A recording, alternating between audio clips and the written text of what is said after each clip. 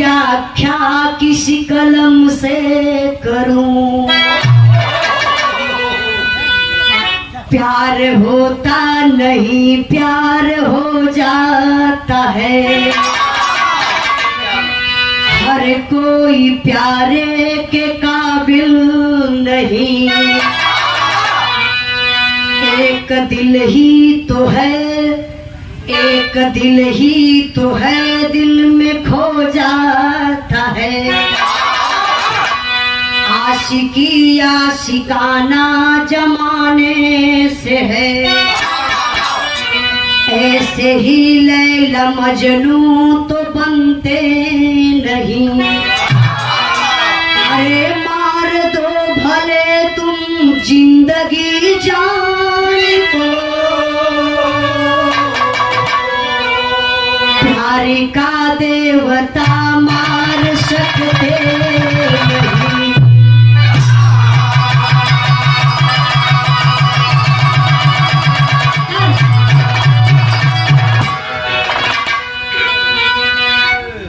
प्यार की व्याख्या किस कलम से करूं? प्यार होता नहीं प्यार हो जाता है। देखिए जो प्यार में दरार पैदा होती है, हम बताइला कि प्यार पे जब जब पहरा पड़ल प्यार उतना गहरा भयल। प्यार पर पहरा मत लगाइए, छोड़ दा। अरे जे कहले बा कि बालिक हो गए चाहे बेटा चाहे बेटी, ओकरे पाँव में ठोकर लगी तो ओकरे समझ में खुद आइए, नहीं तो आप रोक छेक लगेगा मर्डर कर देगा, वो मानने वाला ना, आपका इज्जत धज्जी उड़े चल जाएगी। जैसे आप लोगों के बीच में अररिया कांड कुछ भाई लोगों की जानकारी हुए, कितना लोगों की अररिया कांड की जानकारी बा? आप तो छोटू वाला हाथ उठा दे, क्या बात है? नहीं टीप टापना में कुछ लोग समझे न बोले। देखिए बाबू, प्यार होता नहीं है प्यार हो जाता है। अगर ये कहा कि जबरी के उसे प्यार कर कि भैया तो के हम 1 लाख रुपया दे, तनी फलनिया से प्यार कर लिया, नहीं तनी फलनिया फलनवा से प्यार कर ले, नहीं प्यार कर खातिर जुगाड़ कर बोला। प्यार हो जाता है, अखियां बला न जले, दिलवा बा अंदर से बोल दिला कि नहीं प्यार हो जाएगा। प्यार कोनो उम्र में हो सकेला। हम आप लोगों के बतौले बनी हो अपने बिरहा में कि प्यार न जाने जात कुजात, भूख न जाने जूठा भात, और नींद न जाने टूटी खात। तीनों जहां रहा रेला ले जाला। प्यार जात बिरादर बूढ़ जवान ना देखेला। प्यार हो गए। अगर भूख लग गई तो भूखा कभी ना सोची कि झूठ बाई के ना ही खाई, एक टुकड़ा रोटी खाए के अपन भूख मिटा ले। अगर नींद आ गई ऐसे कुर्सी पर बैठल हुआ आराम से सुत जीवा, इना कही कि सोफा सेट मिली तबे सुतब। ए लिए बाबू कहानी हमारे यही से शुरू हो गई बा। आप लोग कहानी पर गौर करेंगे। कहना बा कैसे मास्टर साहब? ये बाबू कहानी कहां से कैसे लिखल मास्टर साहब?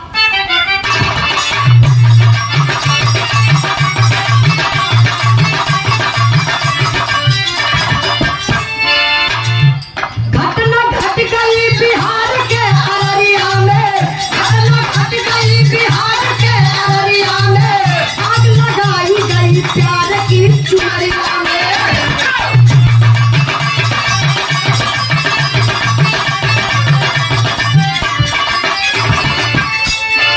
आरती छोटू एक दूजे से करार किए, आरती छोटू एक दूजे से करार किए, प्यार की पंछी अपनी प्रीत का इजहार किए।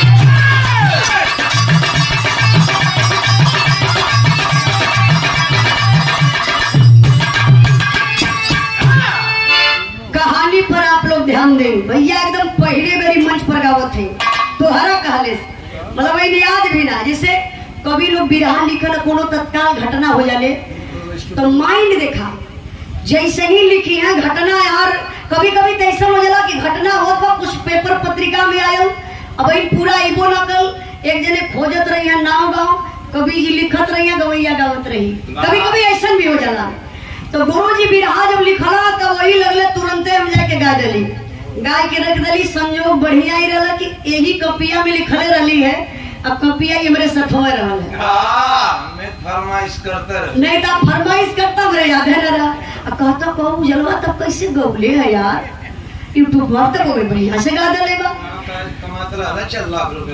तो देखी नहीं आप लोगों के प्यार दुलार आशीर्वाद से बढ़िया व्यूअर्स गइल बा, पूरे बिरहा जगत में सबसे ज्यादा गइल बा। बड़ा लोग कमेंट कइले, लेकिन हम देखत बनी 3 मिलियन 4 मिलियन होखे वाला बा। वाह, लोकल बिरहा के सुनता 4 मिलियन का मतलब है कितना जाने ना जाने। 4 मिलियन का मतलब कि 40 लाख 40 लाख जनता लोग बिरहा के सुन ले बा। प्रेम भैया लोग कहला कि बिरहा के सुनत, अरे बिरहा का उठान होती है। नहीं, बिरहा का उठान ना होती है, बिरहा सुनने वाले लोग बैठल हुआ 40 लाख लोग, 1 करोड़ 2 करोड़ तक हम के व्यूअर्स चला जो आप लोगन के प्यार दुलार मिलेला। लेकिन यह हाथ जोड़ के कहो कि आप लोग अपन प्यार दुलार जरूर देते रहिए। हाँ, मंच पे भले मत सुना लेकिन यूट्यूब पे जरूर सुना। नहीं, यूट्यूब पर जरूर आप लोग सुनिए। तो देखिए कहानी शुरू हो गई। अररिया जिला, प्रांत बिहार में अररिया जिला बा। वाह, ये कौन रहरिया जिला भैया? रहरिया ना, अररिया जिला के रानीगंज थाना के अंतर्गत एक गांव पड़ेला, जो गांव का नाम बा ओड़रिया। वाह, अररिया। एक दिन तो हम गौवा खोजत रह गए कि रहरिया है कि रहड़िया है, रहा रहड़िया, लेकिन हमके अपने आप में देखली तो हमके समझ में ना तो कहीं रहरिया बा। जिला अररिया, गांव रहरिया, नहीं ई बात नहीं बा। जिला अररिया, थाना रानीगंज के अंतर्गत एक गांव बा ओड़रिया, जहां के रहे वाली वो आरती। आरती के पिता का नाम धीरज जी के लोग संत कहा, जैसे सत्संग होला, भक्ति भजन में लीन रहे, लोगन के अच्छी शिक्षा देते रहे, लोग गुरु कहे बाबा कहे, लेकिन वो बाबा के नाम पर तो कलंक निकल गया। ऐसा तो बहुत बाबा कलंकित धूम। अब आरती के पिता का नाम धीरज, आरती के भाई का नाम रविकांत यादव, आरती के भाभी का नाम रूबी, आरती के जीजा का नाम पवन, एक और जीजा अरुण। इतना लोग मिल करके। अब एक दिन की बात है, एक दिन का बात ही बा, एक छोटू लड़का जौने का ननियाउर आरती के गांव में बा। वाह, 1-2 घर छोड़ के, आप लोग न्यूज पर देखले होगा, 1-2 घर छोड़ के अब वही जा छोटू का ननिहाल बा। और छोटू का घर आरती के घर से मुश्किल से 8-9 किलोमीटर की दूरी पर। और छोटू जब अपने ननिहाल आवे जान तो एक दिन का बात था, छोटू के मामा का लड़की पूजा के सहेली आरती रहल, ये दोनों लोग आपस में बात करते रही। और वही टाइम छोटू अपने ननिहाल में पहुंच गए बाबू। और जब पहुंचला तब का भले थे गीत लगल मास्टर साहब।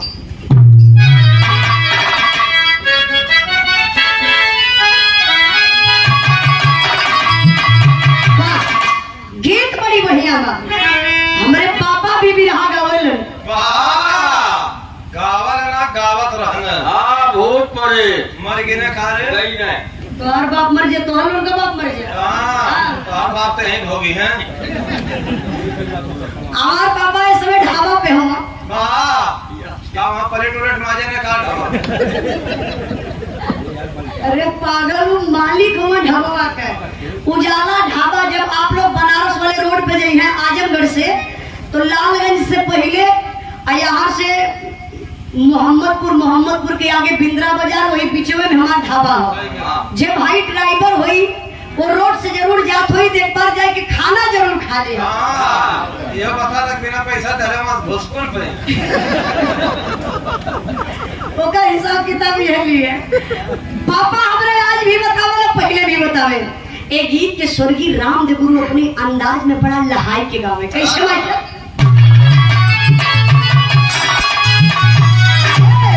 कि कोरी कहतरी सासु दहिया जमावले, अरे कोरी कहतरी सासु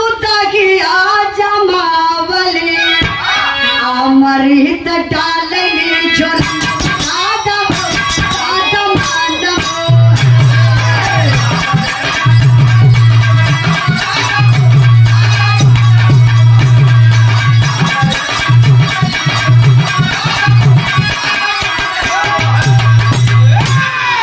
लेकिन बिरहा में भाव बा। आप लोग भाव पर गौर करिए। कहना बका उम्र के गगरिया भर डारी अच्छा लकावली। अरे उम्र के गगरिया भर डारी अच्छा लकावली। छोटू कयारती अजरिया भइली हो नैना भइल जाब।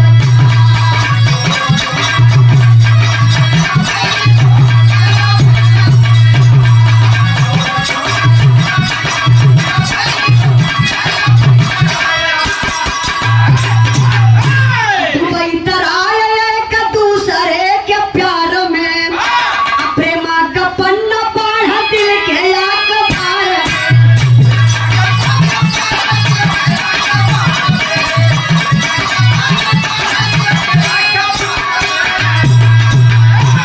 ये लगल पानी के पुतरिया देखा हो नैना भइल जाब।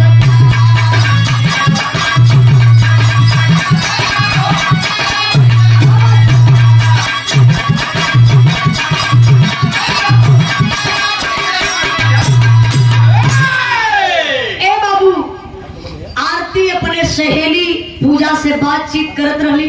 देखे में सुघर सागर। अब छोटू अइलन अपने मामा के घरे बन बैठले हुआ। नाश्ता पानी होत बा। अब वही में निगाह बा पहुंच गई आरती के ऊपर।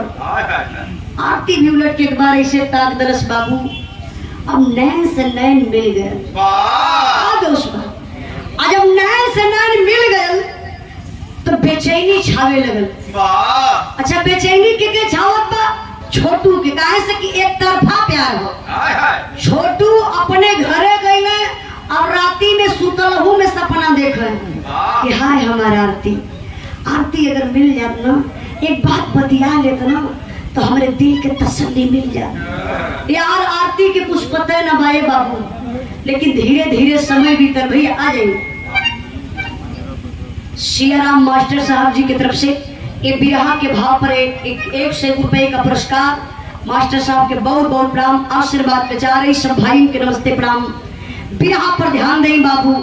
छोटू एक दिन अपने मामा के लड़की पूजा से कहे कि पूजा देखना आरती से मैं प्यार करता हूँ। आरती को मैं बहुत लाइक करता हूँ। मुझे आरती बहुत अच्छी लगती है। एक काम कर ना पूजा एक दिन बात करा ना। पूजा कला सरे तू पागल है। आरती प्यार वार के चक्कर में नहीं पड़ेगी। अरे छोड़ो ना। फिर छोटू को मन ना मानत बा। एक तरफा प्यार हो। एक तरफा प्यार करे वाले भैया लोगों से हाथ जोड़ के हो कहा कि एक तरफा प्यार में कबो मत जाइए। नहीं तो बोटी बोटी कटाई वाला। आ देखा एक दिन आरती पूजा बैठा हुई। तब ने पूजा का कैलस आरती का मोबाइलिया छोड़ दलस। छोड़ के छोटू के फोन लगा दलस। अब फोनवा लगाए के अब पूजा बात करती बा। अब बतिये में ले जाए के आरती के दे दलस। ये ना बात करना। आरती कली कि अरे कौन है बोल ना। कहा कि अरे छोटू है मेरे बुआ का बेटा है। तो आरती कली अरे यार तुम क्यों परेशान हो। मैं प्यार वार के चक्कर में नहीं पड़ूंगी। प्यार में हमेशा धोखा मिलता है बेवफाई होती है। मैं प्यार नहीं करूंगी। लेकिन बातचीत करते करते बाबू कब प्यार हो गया अभी आरती के भी पता ना चले। ये हम ना कहत बनी। आरती अपने मुँहे से स्वयं बतौले बड़ी। अभी कब प्यार हो गया आरती के पता ना चलल। तब ना समय बीतल बा। तब का भेल मास्टर साहब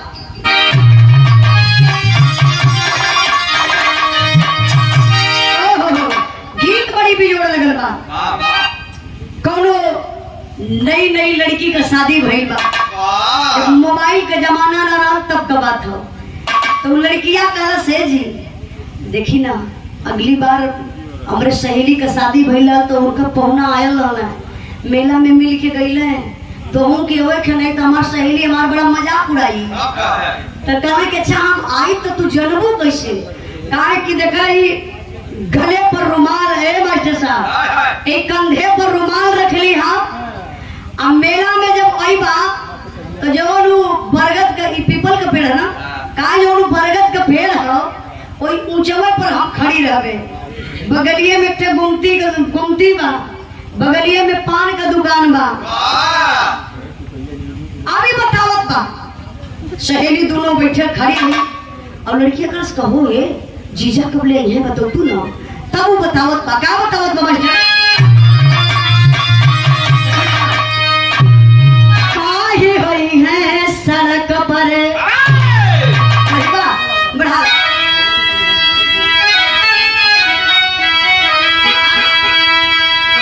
काहे होई है सड़क पर, काहे होई है सड़क पर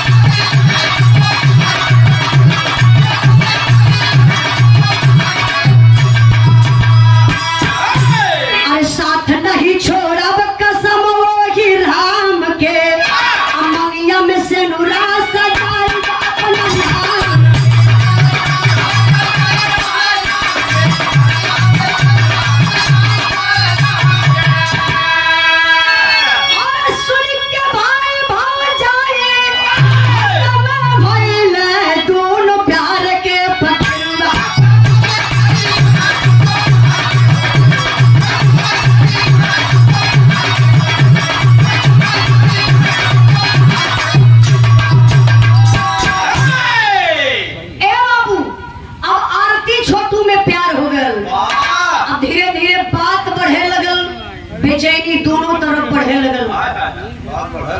अब बात बढ़ गई यहाँ तक कि आरती छोटू आपस में विचार कैलन कि देखिए हम दोनों प्यार करते हैं, एक ना एक दिन परिवार के लोग जानेंगे, तो एक काम करिए कि प्यार ऐसा चीजें होला। देखा कुछ लोग तो हवस के भूख मिटावला, मतलब आरती और छोटू प्यार का कसम खात हुए, जिए मरे का कसम खात हुए। कहा देखिए हम लोग भाग के शादी नहीं करेंगे, अगर भाग के शादी करेंगे तो बदनामी होगी। मम्मी पापा के राय से हम दोनों लोग शादी कर लेंगे, लेकिन प्यार है, दिलवा ना माने, बातचीत हमेशा हो। अब ए भैया, अब ये बतिया आरती अपने भौजाई से बता दो। देखा कभी कभी ननद भौजाई का बढ़िया भी पटेले और कभी कभी खटक जाले। जब पटक रहा था आरती बतौली की भाभी मैं छोटू से प्यार करती हूँ, मेरा सपोर्ट करिए ना भाभी, हमारी शादी करवा दीजिए। ये बतिया के एक्सेप्ट तो कैलस रूबी आरती का भाभी, लेकिन जब समय बीते लगल तो काम काज के चक्कर में आई कि आरती और रूबी में झगड़ा हो गई। जब झगड़ा हो गई तो ई रूबी कहलस, मतलब आरती का भौजी कहलस इनके तो हम चैन से जिए ना देवे। बस एक दिन दिमाग लगौलस, आ दिमाग का लगावत तो मास्टर साहब गीत बदल गए।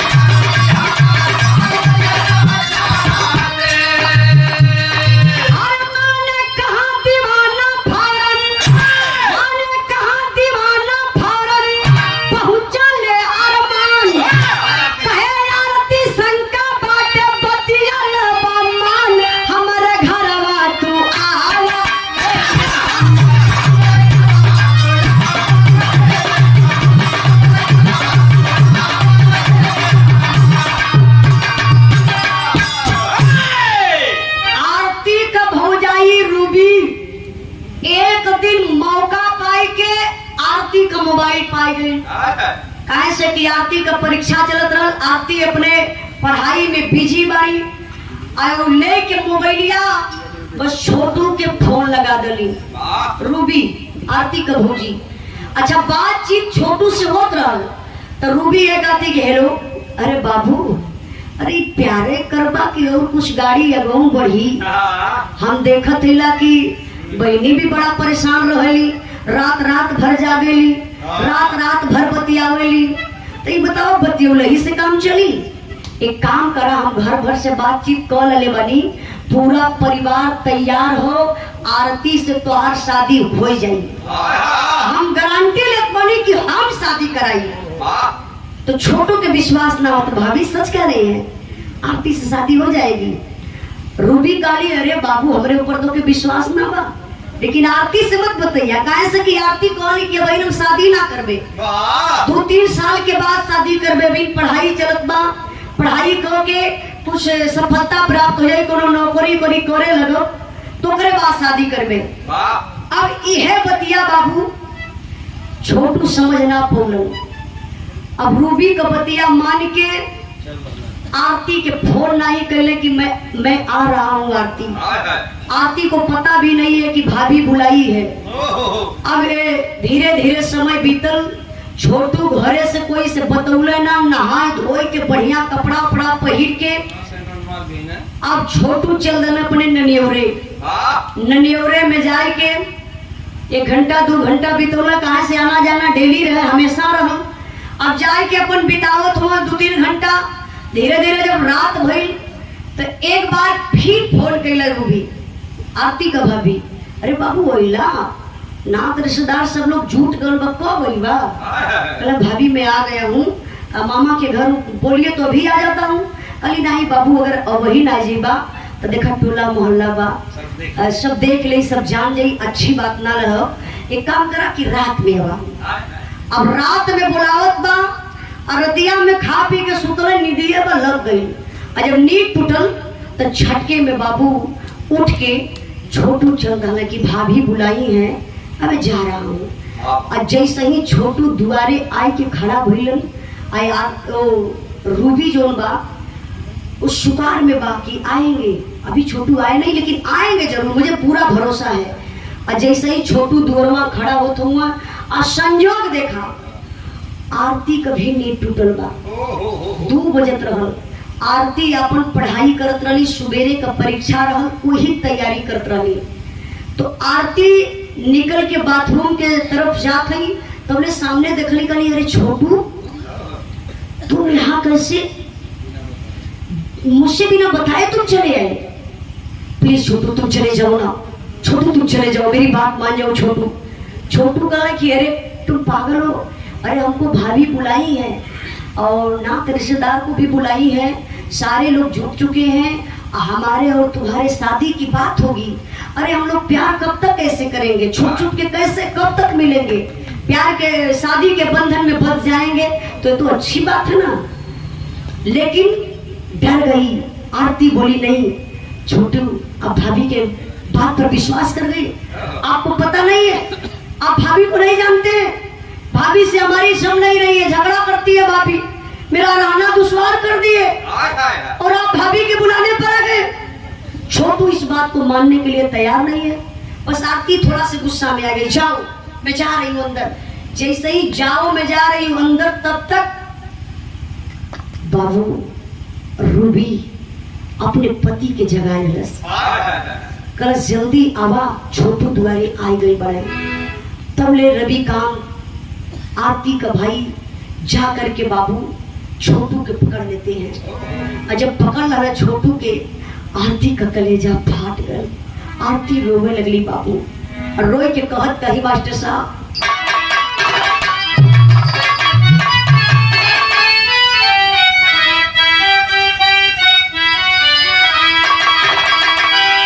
हाथ गोड़ा बांधे लगा कसैया, बहिनी बुझ गईली, आया बता भैया भैया है सफैया, बहिनी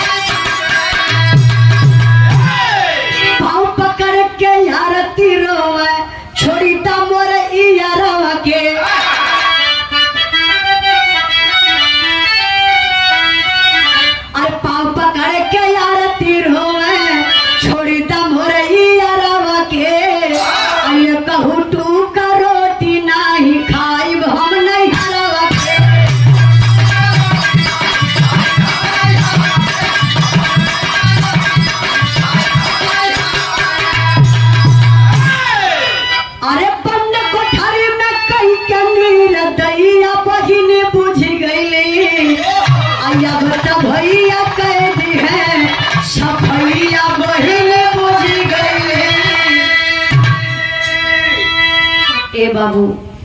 आरती पाँव पकड़ के भाई को रोने लगती, भैया भैया मेरे छोटू को छोड़ दीजिए भैया, मैं छोटू से प्यार करती हूँ। तब तक बाबू रूबी जा करके आरती का ही हाथ पकड़ करके झटक देती है, आरती गिर जाती है। फिर रोती, भाभी आप तो जानती है ना मैं छोटू से प्यार करती हूँ, मेरे छोटू को छोड़ दीजिए, छोटू से मेरी शादी करवा दीजिए, मैं चले जाऊंगी, मैं कभी वापस नहीं आप लोगों के दरवाजे पर आऊंगी, लेकिन छोटू को छोड़ दीजिए, मैं प्यार करती हूँ। लाख दुहाई देती है बाबू आरती, लेकिन वो भाई और भौजाई इस बात को नहीं सुनते हैं। जबरदस्ती ले जा करके छोटू के एक कोठरी में बंद कर देते हैं। अब कोठरी में जब बंद कैलन तो थोड़ा से मौका आरती पावत में छटपटात बा, तबले आरती के भी धक्का मार के अंदर करत हुआ। आरती का मोबाइल उठा के फेंक दलन कि अगर मोबाइल पास में रही तो आरती फोन कर रही।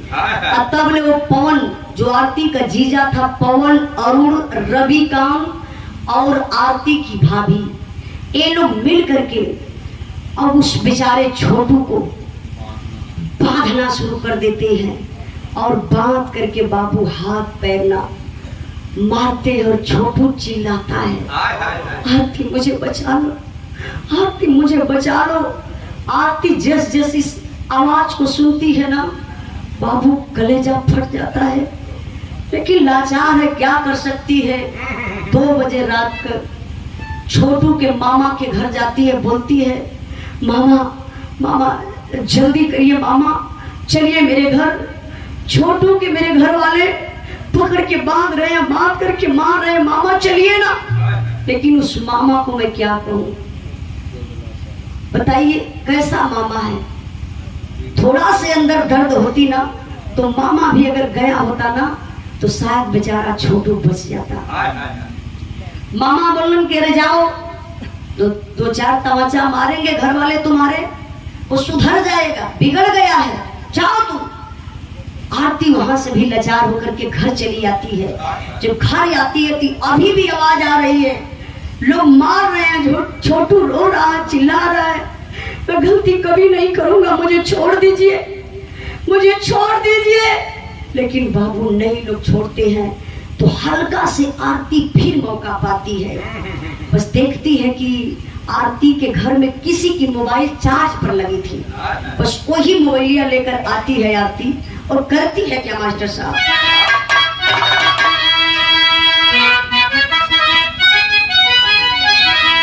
अरे मोरे राम परनावा तोहरे भाई के जाई, हमारे भाई बाप का बदल भाई।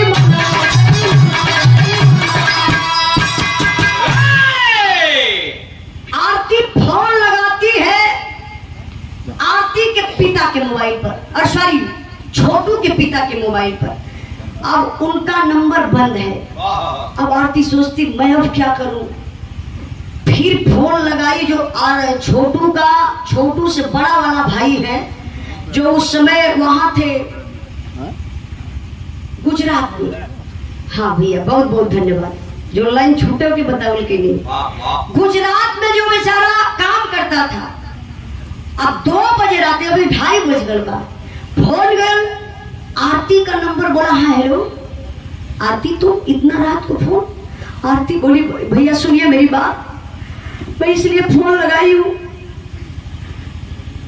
मेरे घर वाले छोटू को बुला करके धोखे से शादी का झांसा दे करके छोटू को घर में बंधक बना लिए और मार रहे हैं, भैया जल्दी करिए भैया।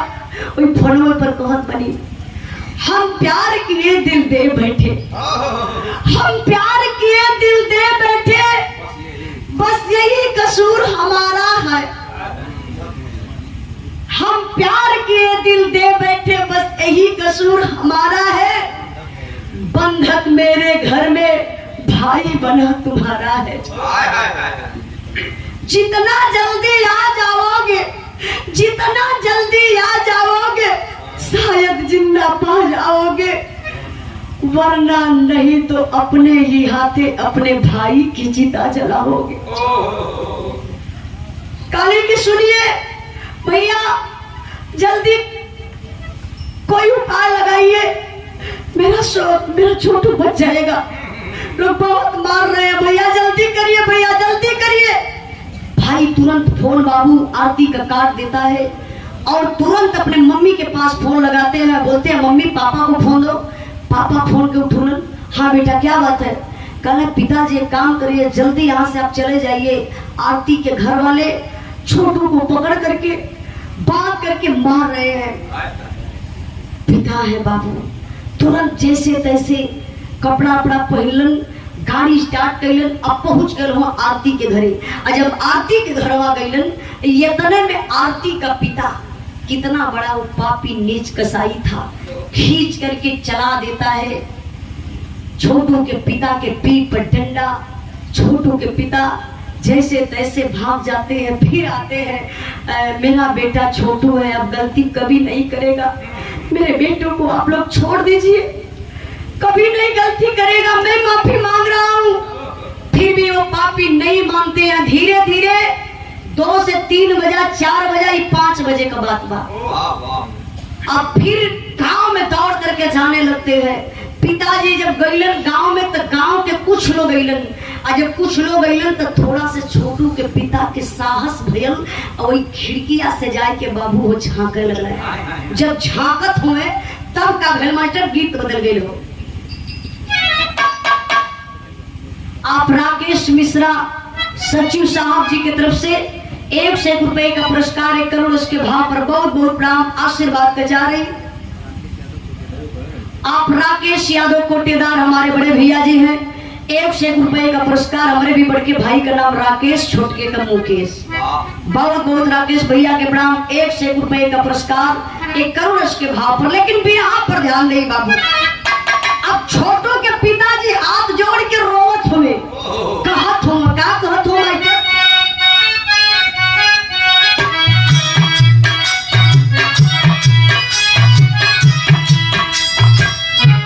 अरे खिड़की से देखी छोटू पापा के रोवन लागे, खिड़की से देखी छोटू पापा के रोवन लागे, पापा दा पानी आती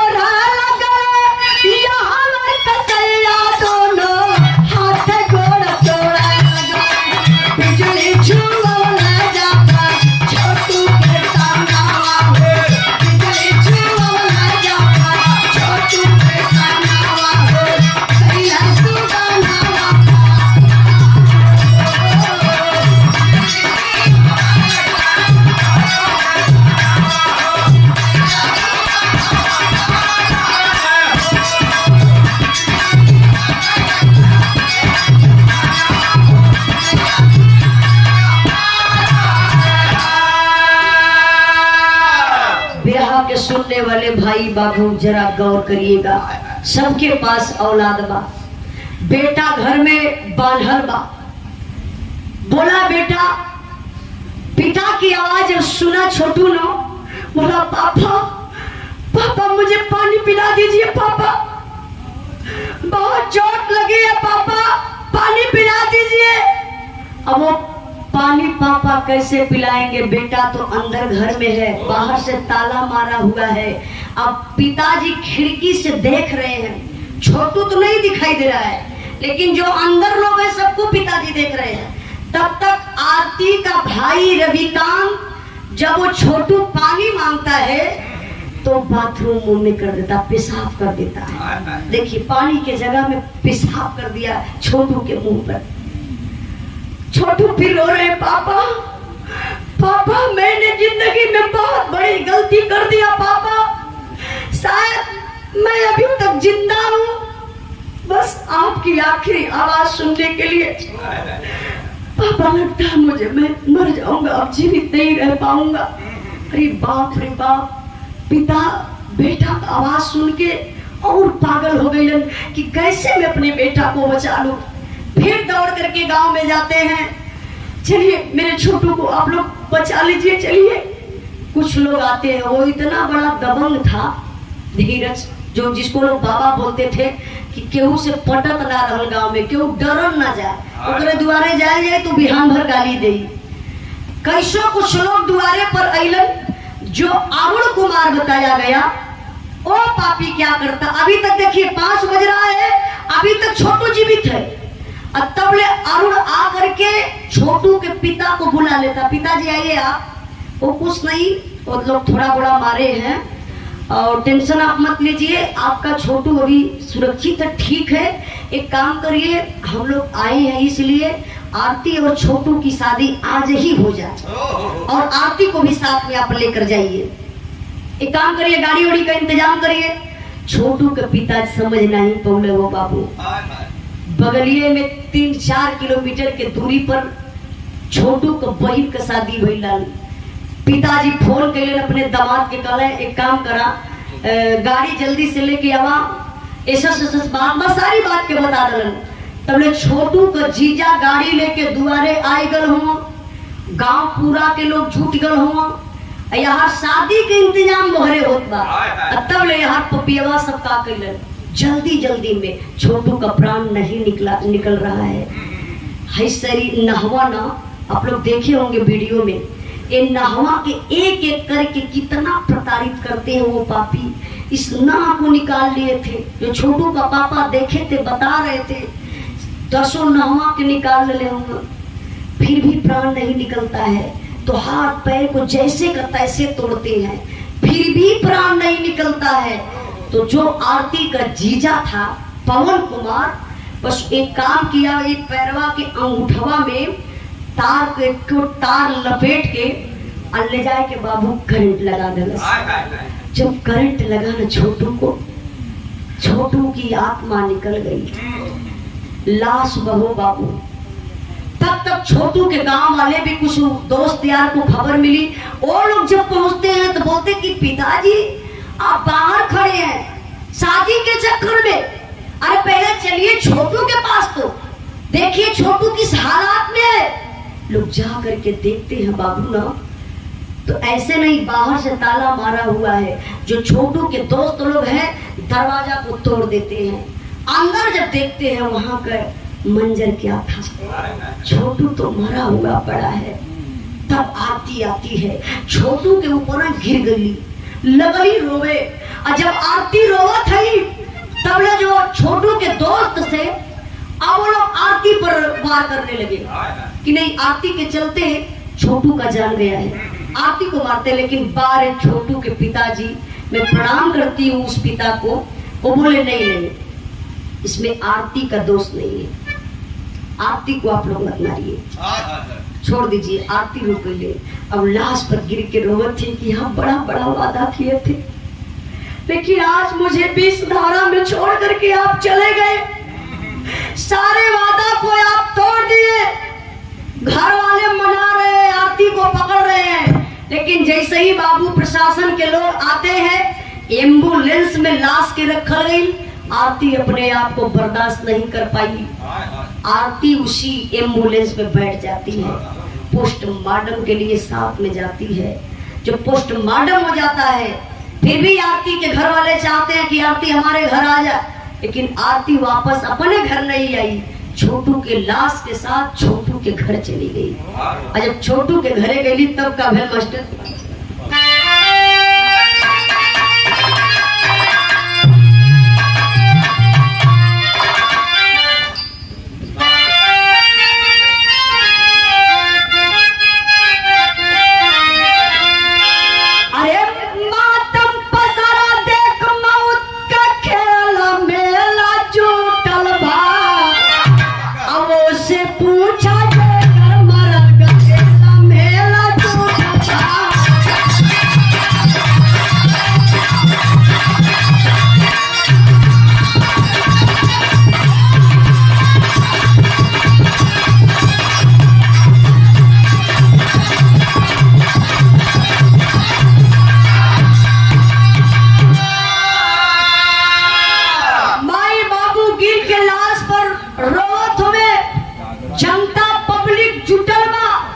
लेकिन बारे आरती को हिम्मत को मैं बताती हूँ। देखिए जब छोटू को लोग मार दिए, दूसरी कोई लड़की होती तो ये सोचती कि नहीं मैं अपने आप को बच जाऊं क्योंकि मेरी दूसरी शादी नहीं होगी, मैं बदनाम हो जाऊंगी, मेरे घर वाले बदनाम हो जाएंगे। नहीं, जब लाश को छोटू के लाश को लोग लेकर के अंतिम संस्कार करने के लिए जाते हैं तो छोटू साथ में ही जाती है। जो क्या होता है श्मशान घाट पर, शमशान घाट पर होता है ना जो क्रियाक्रम, वो स्वयं आरती अपने हाथ से करती है। मुख अग्निदान जब कर देती है आरती, फिर लोग वापस घर आते हैं। और जब घर आए तब का है मास्टर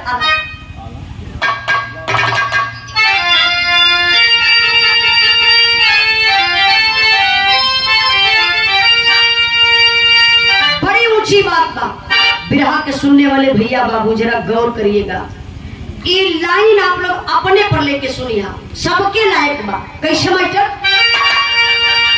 अरे दुनिया उजारे वाले, अरे दुनिया उजारे वाले, दुनिया बसा के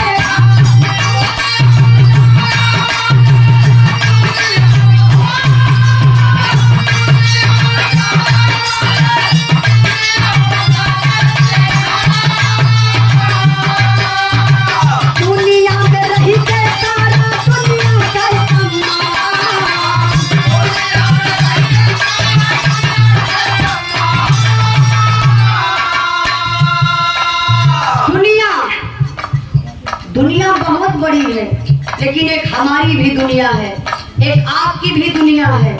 जो आपका घर है वो आपके लिए पूरी दुनिया है। मैं इसलिए आप लोगों से कहना चाहती हूँ भैया, एक बार किसी का घर उजाड़ने से पहले किसी का घर बसा करके देखिए। आज का जमाना है, इंसान जितना अपने दुख से ना परेशान हुआ बाबू, उसे कहीं बहुत ज्यादा दूसरे का सुख देख के परेशान होंगे। आप काहे नया कुर्ता पहले वाला हम सिया ना पाई, लेकिन सोचो कि तो हाथ फाड़ दे। हाँ, तो आप कुर्ता तुरंत फाड़ के फेंक दे। आज लोग ये करत हुआ, माला भैया के चरतल्ला मकान बनी गए, तो पटीदार का करिए पता हो, वो तो 4 तल्ला भर के उनके शौहर ना हो, वही मकानवा के बगलिए में बड़का पोखरा खड़ा दी है। ऐसे खड़ा दिया कि इनका 4 तल्ला मकानवा ढह जाए जल्दी से। नहीं मेरे बाबू, जलो बराबरी करो। कहा जाला आप दीपक जलाएंगे ना मोमबत्ती, तो मोमबत्ती जलत जलत स्वयं जल जले और दूसरे के प्रकाश दिले, अपने अंधेरा में रह ले। ए लिए बिरहा के सुनने वाले भैया बाबू, हम आप लोगों से यह कहा कि जलो मत, बराबरी करो। केहू का घर उजाड़े से पहले एक बार बसाए के देखा का तोरे बस का बात है। अब केहू मांगे 50,000 रुपया तो 18 ठे बहाना करी है, लेकिन ये कहा भैया फलाने के मारे के हो, सुपारी देवे के तो 4 लाख दे दी है। ए लिए आप लोगों से हमारा कहना बका मास्टर साहब, अरे कितना रोए माए बापू के बधाई भैया,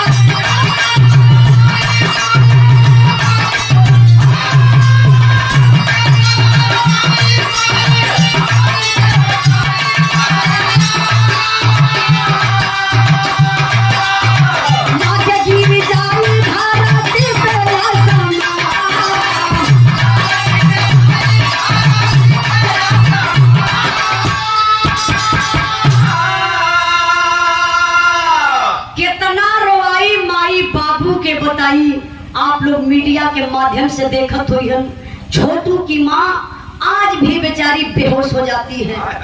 बेटा निकल गया, लेकिन मीडिया वाले एक सवाल भी करते हैं, माँ ये बताइए आपका बेटा मारा गया, आपके बेटे की हत्या हुई, लेकिन आप आरती को अपने घर में रखी हैं, आप किस निगाह से देखती हैं? तो माँ बोलती है मुझे शक्ति तो नहीं बोलने की है, मेरा बेटा तो चला गया, लेकिन मैं आरती में अपने छोटू के देखती हूँ। पिता से भी लोग सवाल करते हैं, पिताजी आरती के चलते आपका बेटा मारा गया, आप आरती को अपने घर में रखे हैं क्या समझ करके? तो पिताजी बोलते हैं कि देखिए मैं आरती में अपने छोटू के देखता हूँ, इसमें आरती की कोई गलती नहीं है। सुनिए, फिर मीडिया वाले भी सवाल करते हैं, अब बिरहा में भी सवाल बा। का सवाल बा जो हम दूसरा भाग गावे कहले बनी, यही लिए गावे कहले बनी कि आरती आगिला फैसला का ले थई, कहाँ तक सच्चाई बा कहाँ तक झूठ बा, ये हमारा दूसरे भाग बिरहा आई, लेकिन ये फैसला मिली तो अभी बिरहा में सवाल का बा, जवन कुमार लड़की अपने घर से जहाँ जन्म जहाँ नैहर बा वहां से छोटू के घरे आई, तो वो छोटू के घरे ना ओकर ससुराल हो सकेले ना ओकर मायका हो सकेला। आखिर का हुई आरती का हुई? कवि जी बड़ी ऊंची बात लिखते, जरा गौर करिएगा बाबू लोग। आप राकेश मिश्रा कहाँ बैठल बनी सर एक बार तनी? अरे रे प्रणाम प्रणाम। सचिव साहब जी की तरफ से बिरहा के भाव पर सम्मान किए 1 रुपए का पुरस्कार देकर के बहुत बहुत प्रणाम आशीर्वाद पे जा रही राम सिंगार यादव गौरा के धरती से। आपको एक बार दिखा दी कि अच्छा वही ले आप लोग बड़े ध्यान से सुनत हैं। 1 रुपए का पुरस्कार वो लगा लगा तो उतर गई, उतरने के बाद देंगे लोग कहाँ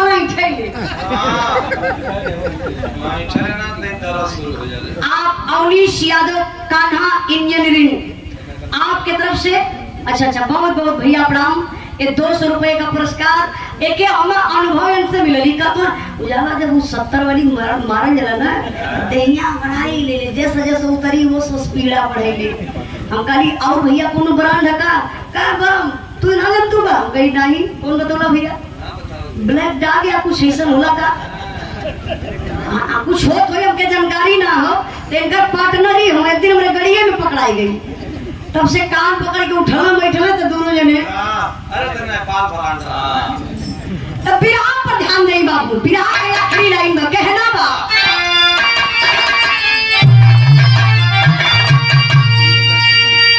अरे जावे ना समझ में कभी पूछा बतिया, बेटा मनवा की बेटी बना के करवा सदिया।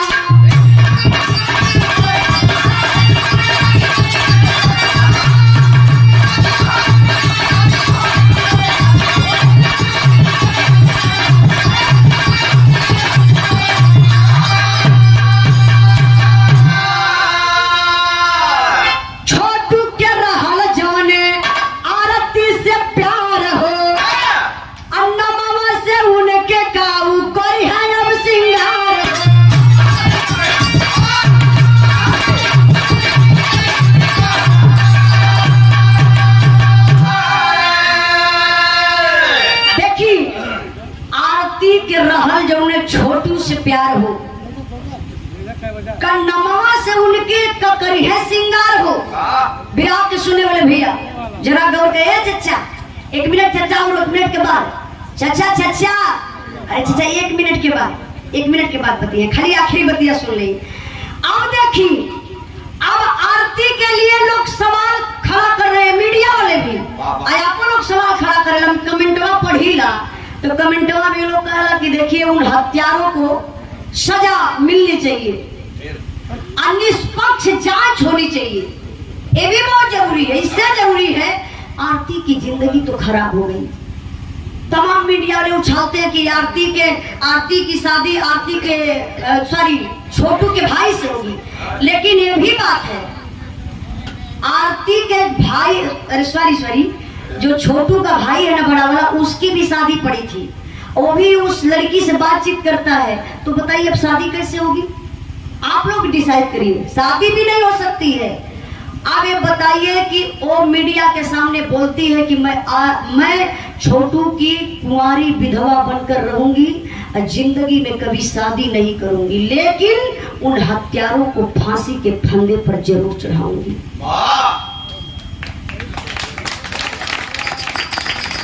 अब अगला बिरहा हमार का करे आगे का भर वो सच्चाई रही, हम वही के गाई, चाहे आरती का दोष रही, चाहे आरती के परिवार का रही, जेकर दोष बा अब एकदम छानबीन बढ़िया से कर ले, ओकरे बाद बिरहा के अगला पार्ट गाई।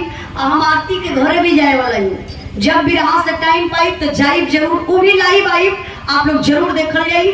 बिरहा हमार खत्म भइल, लेकिन बिरहा गौले का मतलब ई बा कि भैया एक तरफा प्यार कबो मत करिया। अब और अम्माई बाबू लोगों से कहा पड़ी, प्यार कोनो बुरा चीज ना बा, अगर लड़की लड़का प्यार कइल है, अम्माई बात के जानकारी हो गई तो आप शादी कर दीजिए खुशी खुशी से।